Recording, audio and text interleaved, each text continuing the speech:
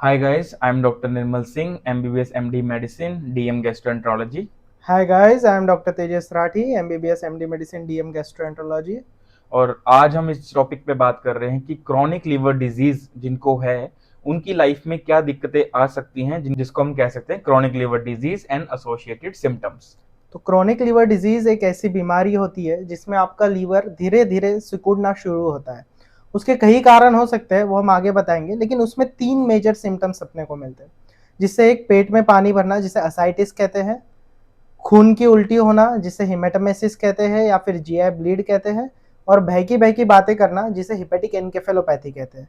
आगे डॉक्टर निर्मल आपको GI bleed के बारे में बताएंगे। जीआई ब्लीड माने दो तरीकों से देखी जा सकती है। एक जो हम बहुत टाइम से देख रहे हैं कि पेशेंट को एकदम से खून की उल्टी आती है जिसमें लाल रंग का खून और साथ में कुछ क्लॉट्स होते हैं।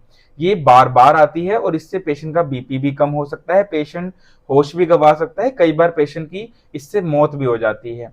दूसरा होता है काले रंग की लैट्रिन आना। इसमें खून की उल्टी नहीं आती मगर जो खून है वो पेट में जमा हो जाता है जिससे धीरे धीरे काला हो जाता है और लैट्रिन में निकलता है जिसे हम काले रंग की लैट्रिन कहते हैं। इसकी पहचान दो तरीकों से की जा सकती है। एक तो वो लैट्रिन बिल्कुल काले रंग की, जैसे कि लोगों के काले बाल होते हैं उस तरह की होती है, और दूसरी वो पतली होती है, सख्त नहीं होती। अब होश गंवाना क्या होता है उसके बारे में डॉक्टर तेजस बताएंगे। होश गंवाना इसे हम हेपेटिक एनकेफेलोपैथी कहते हैं मेडिकल टर्म्स में। इसमें पेशेंट, इसके 4-5 स्टेजेस होते हैं। जो एकदम सबसे पहला स्टेज होता है जिसमें एकदम मिनिमल हेपेटिक एनकेफ जिसे हम कहते हैं, इसमें पेशेंट को नींद नहीं आती है। वो कुछ भी लिखने जाता है तो उसके हाथ कांपने लगते हैं। पेशेंट दिन में ज़्यादा सोता है, रात में नींद नहीं आती है, ये सब होता है। या फिर इसे और अगर एडवांस डिजीज हो जाए तो उसमें पेशेंट बहकी बहकी बातें करता है, हाथ पैर इधर उधर मारने लगता है और होश गवा बैठता है। अब हम बात करेंगे कि असाइटिस यानी कि पेट में पानी भर जाना क्या होता है। देखिए, लीवर की बीमारी की वजह से आपके शरीर में प्रोटीन बहुत ही कम हो जाता है और एक बीमारी और पनप जाती है जिसे हम पोर्टल हाइपरटेंशन कहते हैं, जिसकी वजह से ही हमारे आंतियों में खून निकलता है और हमारे पेट में पानी भरता है। तो जो ये पेट में पानी भरता है ये भी अपनी मात्रा के हिसाब से कम ज्यादा हो सकता है, जिसे हम mild moderate and severe ascites कहते हैं, जिसका ट्रीटमेंट दवाइयां एवं पेट से बहुत ही ज्यादा पानी निकालना मगर प्रोटीन की सहायता से किया जा सकता है, जिसे हम लार्ज वॉल्यूम पैरासिंथेसिस कहते हैं। अब कौन सी दवाइयां दी जा सकती हैं उसके बारे में डॉक्टर तेजस बताएंगे। दवाइयाँ तो सबसे पहले हम जिससे ज़्यादा पेशाब आता है वो दवाइयाँ दे सकते हैं, जिसे हम डायूरेटिक्स कहते हैं। ये दवाई लीवर के बीमारी में बहुत असर करती है, लेकिन ये हमेशा अपने गैस्ट्रोएंटरोलॉजिस्ट के सलाह से ही ले, क्योंकि इसके साइड इफेक्ट्स भी होते हैं।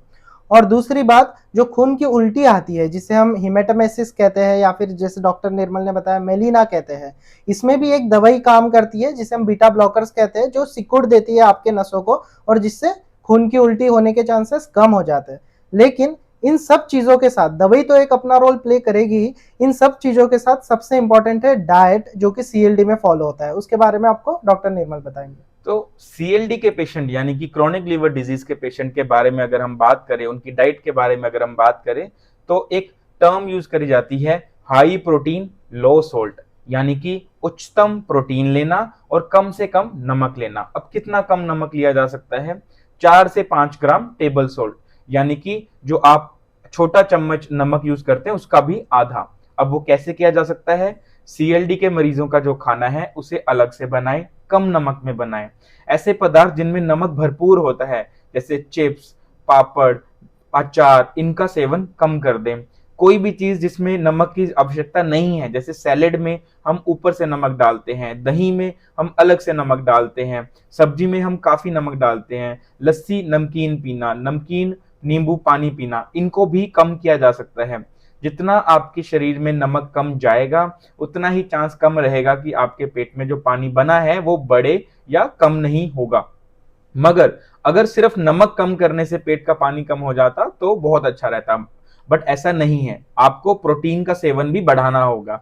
अगर आप वेजिटेरियन हैं या आप नॉन वेजिटेरियन हैं तो हमारे इसी चैनल पर डाइट के रिगार्डिंग भी एक वीडियो है, आप उसे देख सकते हैं। अब ये हो गया खान पान। अब दवाइयों के बारे में डॉक्टर साहब ने बता दिया कि हम डायूरेटिक्स नाम की एक दवाई दे सकते हैं और बीटा ब्लॉकर्स नाम की दवाई दे सकते हैं, मगर क्या उनके कोई साइड इफेक्ट्स भी हैं डॉक्टर साहब? वो अब बताएंगे। बिल्कुल।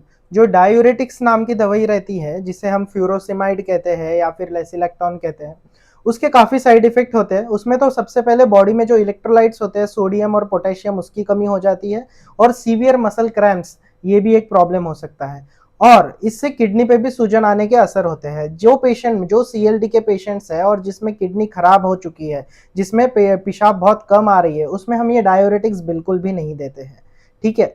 दूसरी बात, जो मैंने आपको बताया बीटा ब्लॉकर, जो कि खून की उल्टी रोकने के लिए काम में आते हैं, ये अस्थमा के पेशेंट में ना दे, ये इस हानिकारक हो सकते हैं। हमने बात करी है क्रॉनिक लिवर डिजीज में होश गंवाना यानी कि हिपैटिक एनकेफेलोपैथी होना, पेट फूल जाना यानी कि एसाइटिस होना, और खून की उल्टी आना या काले रंग की लैट्रिन आने के बारे में बात करी है।